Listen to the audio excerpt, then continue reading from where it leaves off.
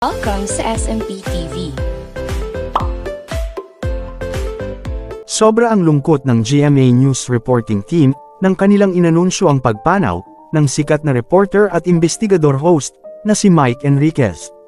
Muntik nang bumigay sa broadcast si Mel Chanco at naging emosyonal ito sa pagbabasa ng pangalan ng kaibigan.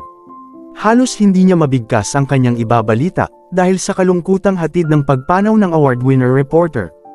Tuluyan nang ang pumanaw si Mike Enriquez kahapon at nagpalungkot ito sa netizens. Ang mga katrabaho ni Mike Enriquez ay nagpasalamat at nagpaalam din dito. Hindi daw nila malilimutan ang lahat ng naituro ni Mike at ang mga payo nito sa kanila. Pati na nga rin ng netizens ay naging emosyonal sa balitang ito at nagpahatid ng kanilang condolences. Parang nawalan daw sila ng tatay, dahil na rin nakasanayan na nating nakikita si Mike Enriquez sa telebisyon gabi-gabi. Sumailalim nga noon si Mike Enriquez sa heart bypass at kidney transplant, ngunit ngayon, hindi na nito kinaya ang complication sa kanyang sakit. Nandito ang malungkot na reaksyon ng kanyang katrabaho at mga netizens.